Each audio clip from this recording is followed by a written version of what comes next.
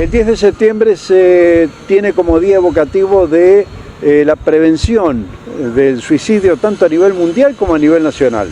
A partir de allí se organizaron diversas actividades para tener en cuenta esta fecha y justamente hubo una charla en el Instituto Montoya ante numeroso público y después algunas manifestaciones públicas, una charla previa en el Hogar de Niñas Isabel Llamosa de Alvarenga y una expresión muy especial en la Costanera de Posadas.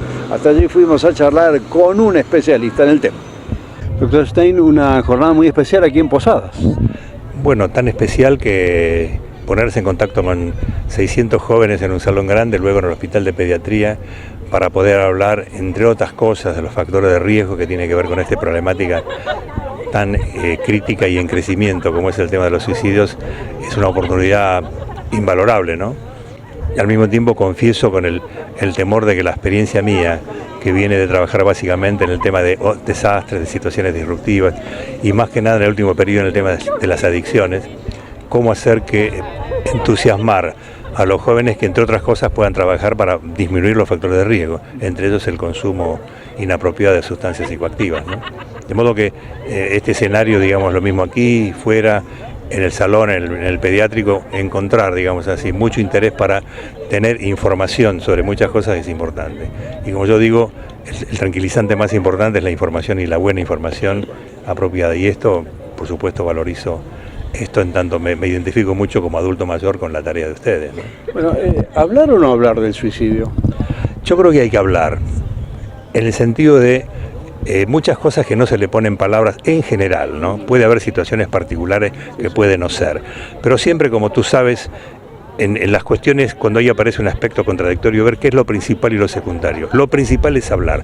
Puede que en ciertas situaciones deba ser evitado, pero yo me guío por esta situación de lo principal y lo secundario que genera, digamos, la acción, ¿no? Yo creo que hay que hablar de ya con propiedad, hay que hablar con fundamento, hay que hablar con seriedad, pero hay que hablar mucho de los factores de riesgo, si queremos tener una política de prevención, ¿no?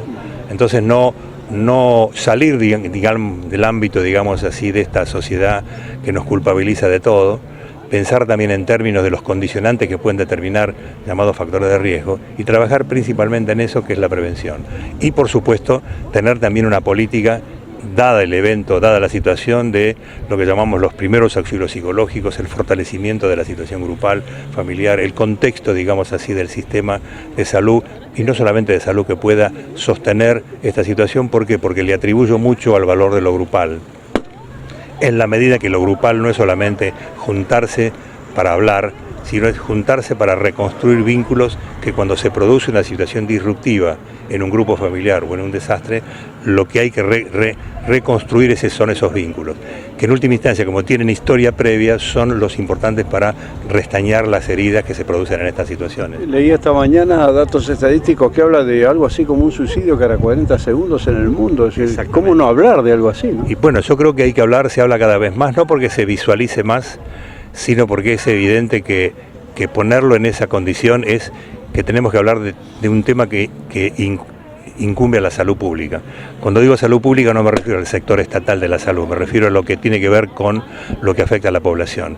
Y si lo pasamos a considerar como un problema de la salud pública, creo que va a tener que requieren medidas, digamos, de las autoridades, de las instituciones, de la capacitación. Yo te diría que yo tengo una cátedra de salud pública y adicciones en el Comahue, pero ¿cuántas cátedras hay que están dedicadas a esto? Creo que son pocas. No por mérito de uno, en la currícula, digamos así, de grado o en la currícula de posgrado. Y yo creo que esto no hay que temerle, al contrario, como uno dice en general, ponerle palabras al silencio en general es importante, y en este caso particular, teniendo los cuidados apropiados que no hieran susceptibilidades, es un factor positivo. Ponerle palabras, digamos así, lo que es realmente una cosa culturalmente silenciada, ¿no?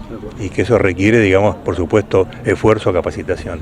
Y particularmente en la situación de los adultos mayores también, porque en una situación de cierto desvalimiento económico, que hay un contexto socioeconómico crítico que evidentemente potencia estos factores de riesgo, creo que la ayuda a los adultos mayores con lo que tiene que ver con su actividad recreativa, con su actividad productiva, con la participación de los centros. Yo hasta clínicamente, yo atiendo personas mayores, te das cuenta la diferencia clínicamente entre el que va a un centro de jubilados y el que no va, el que está organizado, el que está aislado. Entonces creo que ahí potenciar eso con una política que tenga que ser sostenido desde el Estado, que muchas veces no es, digamos, lo dominante, si hablamos de lo principal, ¿no? Bueno, siempre recuerdo que la soledad mata. Tal es así que en algunos países se ha considerado la soledad como una patología importante. Exactamente, sí. Lo cual es cierto.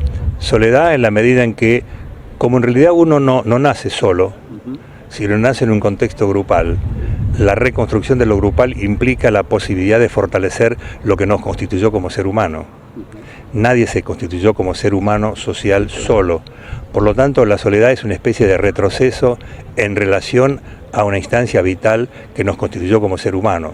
Por lo tanto, no es simplemente la tristeza de estar solo, sino la dificultad para poder reconocer aquellas valencias positivas de nuestra vida pasada y de nuestra vida positiva en el momento, y por eso fortalecer, ¿qué posibilidad tengo yo de fortalecer mis valencias positivas si no tengo posibilidad de intercambiar con otro? Entonces, en la soledad ahí está la dificultad, y en el agrupamiento, sea en pareja, sea en familia, sea en grupo, creo que es un gran digamos, remedio que yo diría es mucho más valioso que muchas veces pensar en términos de yo soy partidario también de medicar relativamente, pero no creo que la respuesta a la soledad pueda ser, salvo que haya cuadros depresivos mayores, que eso sí implicaría una conducta terapéutica mucho más activa, ¿no? Así que la asociación, la agrupación es terapéutica. Absolutamente, absolutamente. Y yo lo noto en veteranos de Malvinas que yo atiendo. Una cosa es el muchacho que va a los centros de salud, que se agrupó como centro de veteranos, que aquel que se quedó aislado por razones de su patología, por razones familiares o de cómo lo impactó la guerra, de aquel que va a un centro de salud, que va a una escuela a enseñarle a los chicos, que hace tareas comunitarias. Y creo que en ese sentido lo contrario, digamos así, de lo vital es justamente la soledad. Y en este caso creo que, y más que nada en adultos mayores, favoreciendo todo lo que está al alcance, ¿no? Porque también hay una tecnología que puede estar favoreciendo eso, no verla solo como un aspecto negativo, ¿no? Ustedes contribuyen, me parece, a esto que es, bueno, me encuentro de más gratamente en el término de una jornada donde vengo, de hablar con muchos jóvenes, de hablar con los médicos y los psicólogos, los pediatras, y ahora hablo con los adultos mayores. Qué mejor que cerrar una jornada, digamos, aquí en Misiones, agradeciéndote muchísimo, ¿no? Gracias. No, por favor.